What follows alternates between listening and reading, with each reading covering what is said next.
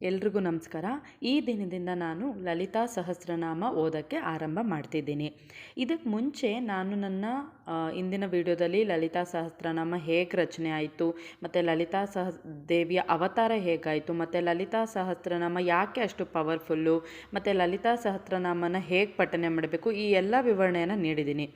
ಆ ಎಲ್ಲ ವಿಡಿಯೋನ ನೀವು ತಿಳಿದು ನಂತರ ನೀವು ಲಲಿತಾ ಸಹಸ್ರನಾಮ ಓದೋಕ್ಕೆ ಶುರು ಮಾಡಿದ್ರೆ ನಿಮ್ಮ ಆತ್ಮದಲ್ಲಿ ನೀವು ಆ ಒಂದು ಸೂಪರ್ಲೇಟಿವ್ ಎನರ್ಜಿ ಏನು ಜಗನ್ಮಾತೆಯ ಎನರ್ಜಿ ಇದೆ ಅದಕ್ಕೆ ನೀವು ಈಸಿಯಾಗಿ ಅಂದರೆ ಸುಲಭವಾಗಿ ನೀವು ಕನೆಕ್ಟ್ ಆಗ್ಬೋದು. ಆ ಒಂದು ಡಿವೈನ್ ಏನು ಎನರ್ಜಿ ಇದೆ, ತಾಯಿಯ ಎನರ್ಜಿ, ಅದನ್ನು ನೀವು ನಿಮ್ಮ ಆತ್ಮದಲ್ಲಿ ಎಕ್ಸ್ಪೀರಿಯನ್ಸ್ನ ಮಾಡ್ಬೋದು. ಸೊ ಹಾಗಾಗಿ ಆ ವಿಡಿಯೋಗಳನ್ನೆಲ್ಲ ತಿಳಿದು ನಂತರ ನೀವು ಈ ಲಲಿತಾ ಸಹಸ್ರನಾಮ ನನ್ನ ಜೊತೆ ನಾನು ಇದರಲ್ಲಿ ಕಲಿತಾ ಇದ್ದೀನಿ. ನೀವು ಕಲಿಯುವಂಥ ಆಸಕ್ತಿ ಇರೋವಂಥವರೆಲ್ಲ ಸಬ್ಸ್ಕ್ರೈಬ್ ಮಾಡಿಕೊಂಡು ನೀವು ಅಪ್ಡೇಟ್ಗಳನ್ನ ಪ್ರತಿ ವಾರದಲ್ಲೂ ನೀವು ತಗೋತಾ ಬರ್ಬೋದು. ಸೊ ಇವತ್ತು ನಾವು ತಡ ಮಾಡೋದು ಬೇಡ, ನಾವು ಲಲಿತಾ ಸಹಸ್ರನಾಮವನ್ನು ಓದೋಕ್ಕೆ ಶುರು ಮಾಡೋಣ ಬನ್ನಿ. ಮೊದಲು ನಾವು ಲಲಿತಾ ಸಹಸ್ರನಾಮ ಓದೋಕ್ಕೆ ಶುರು ಮಾಡೋಕ್ಕೆ ಮುಂಚೆ ನಾವು ಗಣೇಶನನ್ನು ಬೇಡ್ಕೋಬೇಕಾಗುತ್ತೆ. ನಮಗೆಲ್ರಿಗೂ ಗೊತ್ತಿದೆ, ಗಣೇಶ ವಿಘ್ನ ವಿನಾಶಕ. ನಮ್ಮ ಒಳಗೆ ಈಗ ಓದೋಕ್ಕೆ ಶಕ್ತಿ ಕೊಡಬೇಕು, ವಾಕ್ಚಾತುರ್ಯ ಕೊಡಬೇಕು ಅಂದ್ರೂ ಗಣೇಶನ ಕೃಪೆ ಇರಲೇಬೇಕು. ಮತ್ತು ನಾನು ಇನ್ನೊಂದು ನಿಮ್ಗೆ ಹೇಳಲೇಬೇಕು, ಈ ಲಲಿತಾ ಸಹಸ್ರನಾಮವನ್ನು 8 ವಾಗ್ದೇವತೆಗಳು ಏನು ರಚನೆ ಮಾಡಿದ್ದಾರೆ ಅಂತ ನಮಗೆ ಗೊತ್ತಾಗಿದೆ ಅಲ್ಲ, ಅವರು ಸಹ ಮೊದಲು ರಚನೆ ಮಾಡೋಕ್ಕೆ ಮುಂಚೆ ವಿಘ್ನ ವಿನಾಶಕನನ್ನು ಪ್ರೇ ಮಾಡಿಕೊಂಡು ಅವರ ಒಂದು ಬ್ಲೆಸ್ಸಿಂಗ್ ತಗೊಂಡು ನಂತರನೇ ಈ ಲಲಿತಾ ಸಹಸ್ರನಾಮವನ್ನು ಬರೆಯೋಕ್ಕೆ ಶುರು ಮಾಡ್ತಾರೆ ವಾಗ್ದೇವತೆಗಳು. ಹಾಗಾಗಿ ನಾವು ಲಲಿತಾ ಸಹಸ್ರನಾಮ ಓದ್ತಾ ಇದ್ದೀವಿ ಅಂತ ಅಂದಿದ ತಕ್ಷಣ ನಾವು ಮೊದಲು ಗಣೇಶನ ಒಂದು ಬೀಜ ಮಂತ್ರವನ್ನು ಹೇಳಬೇಕಾಗತ್ತೆ. ಏನು ಅಂತ ಅಂದರೆ ಓಂ ಗಂ ಗಣಪತಯೇ ನಮಃ. ಇದನ್ನು ಒಂದ್ಸಲಿ ಹೇಳಿ ಗಣೇಶನನ್ನು ಪ್ರಾರ್ಥನೆ ಮಾಡ್ಕೊಳ್ಳಿ. ನಾವು ಲಲಿತಾ ಸಹಸ್ರನಾಮ ಓದ್ತಾ ಇದ್ದೀವಿ ತಂದೆ, ನಮಗೆ ವಾಕ್ಚಾತುರ್ಯವನ್ನು ಚೆನ್ನಾಗಿ ಕೊಡಿ, ನಮಗೆ ಪಠನೆ ಮಾಡೋಕ್ಕೆ ಅಂದರೆ ನಮ್ಗೆ ಯಾವುದೇ ರೀತಿಯಾದಂಥ ತಪ್ಪು ಆಗದೆ ಇರೋ ಅಂಗೆ ನಾವು ದೇವಿಯ ನಾಮನ ಹೇಳೋ ರೀತಿ ಮಾಡಿಕೊಡಿ ಅಂತ ಗಣೇಶನನ್ನು ಕೇಳ್ಕೊಬೇಕಾಗತ್ತೆ. ನಂತರ ನಾವು ದೇವಿಯ ಒಂದು ಮಂತ್ರ ಆದಂಥ ಈ ಮಂತ್ರನ ಹೇಳಬೇಕಾಗತ್ತೆ. ಮಂತ್ರ ಯಾವುದು ಅಂದರೆ ಸರ್ವಮಂಗಳ ಮಾಂಗಲ್ಯೆ ಶಿವೆ ಸರ್ವಾರ್ಥ ಸಾಧಿಕೆ ಶರಣ್ಯೆ ತ್ರ್ಯಂಬಕೆ ದೇವಿ ನಾರಾಯಣಿ ನಮೋಸ್ತುತೆ.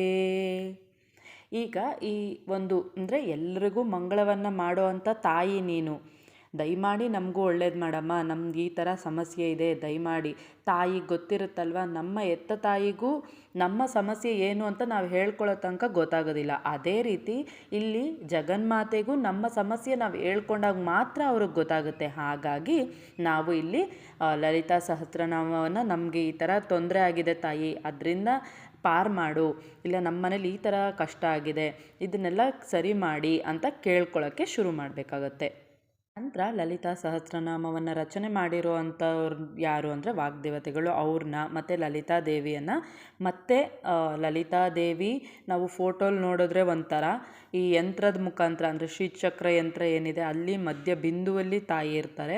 ಸೊ ಹಾಗಾಗಿ ಈ ಒಂದು ಬಿಗಿನಿಂಗ್ ಪ್ರೇಯರ್ನ ನಾವು ಮಾಡಲೇಬೇಕಾಗುತ್ತೆ. ಆ ಪ್ರೇಯರ್ ಹೇಗಿದೆ ಅಂದರೆ ಅಸ್ಯ ಶ್ರೀ ಲಲಿತಾ ಸಹಸ್ರನಾಮ ಸ್ತೋತ್ರಮಾಲಾ ಮಂತ್ರಸ್ಯ ವಶಿನ್ಯಾದಿವಾಗ್ದೇವತಾ ಋಷಯಃ ಅನುಷ್ಠುಪ್ಛಂದಃ ಶ್ರೀಲಲಿತಾ ಪರಮೇಶ್ವರಿ ದೇವತಾ ಶ್ರೀವದ್ವಾಗ್ವವಕೂಟೇತಿ ಬೀಜಂ ಮಧ್ಯಕೂಟೇತಿ ಶಕ್ತಿಃ ಶಕ್ತಿಕೂಟೇತಿ ಕೀಲಕಂ ಶ್ರೀಲಲಿತಾ ಮಹಾತ್ರಿಪುರಸುಂದರಿ ಪ್ರಸಾದ ಸಿದ್ಧಿದ್ವಾರ ಚಿಂತಿತ ಫಲಪ್ರಾಪ್ತೆ ಜಪೆ ವಿನಿಯೋಗಃ.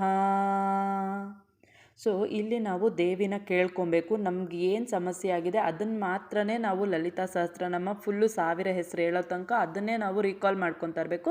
ಮತ್ತು ತಾಯಿಯ ಒಂದು ಇಮ್ಯಾಜಿನೇಷನ್ ಅಂದರೆ ನೀವು ಓದ್ತಾ ಓದ್ತಾ ಓದ್ತಾ ನೀವೇನು ದೇವ್ರನ್ನ ಫೋಟೋ ನೋಡಿಕೊಂಡೇ ಹೇಳಬೇಕು ಅಂತಲ್ಲ, ನಿಮಗೆ ಅದು ಆ ಒಂದು ಜ್ಯೋತಿಲೇ ನೀವು ದೇವಿನ ನೋಡ್ಬೋದು. ಬಟ್ ಬಿಗಿನಿಂಗ್ ಸ್ಟೇಜಲ್ಲಿ ನಾವು ಓದುವಾಗ ಈ ಲಲಿತಾ ದೇವಿಯ ಪಿಕ್ಚರ್ನೇ ನಾವು ಇಮ್ಯಾಜಿನ್ ಮಾಡ್ಕೊಬೇಕು. ಯಾಕಂದರೆ ನಮ್ಮ ಮೈಂಡ್ಗೆ ಪಿಕ್ಚರ್ ಲ್ಯಾಂಗ್ವೇಜು ನೀಟಾಗಿ ಅರ್ಥ ಆಗುತ್ತೆ. ಹಾಗಾಗಿ ನೀವು ದೇವಿಯ ಒಂದು ಫೋಟೋ ಇಟ್ಕೊಂಡು ನೀವು ಲಲಿತಾ ಸಹಸ್ರನಾಮ ಹೇಳ್ಬೋದು. ಇಲ್ಲಾಂದರೆ ಹೆಣ್ಣು ದೇವ್ರು ಇರ್ತಾರೋ ಅವ್ರನ್ನೇ ನಾವು ತೊಗೊಬೋದು. ಹಾಗಂತ ಲಲಿತಾ ತ್ರಿಪುರ ಸುಂದರಿಯ ಫೋಟೋನೇ ತೊಗೊಬರ್ಬೇಕು ಅಂತ ಅಲ್ಲ. ನಾವು ಲಕ್ಷ್ಮಿಲೂ ಲಲಿತಾ ದೇವಿಯೇ ನೋಡ್ಬೋದು, ಪಾರ್ವತಿಯಲ್ಲೂ ಲಲಿತಾ ದೇವಿಯನ್ನೇ ನೋಡ್ಬೋದು, ಸರಸ್ವತಿಯಲ್ಲೂ ಲಲಿತಾ ದೇವಿಯನ್ನೇ ನೋಡ್ಬೋದು. ಸೊ ಇದನ್ನು ಹೇಳಿ ನಾನು ಮುಂದಿನ ವಿಡಿಯೋದಲ್ಲಿ ಧ್ಯಾನ ಶ್ಲೋಕದ ವಿವರಣೆನ ನೀಡ್ತೀನಿ. ಧನ್ಯವಾದಗಳು.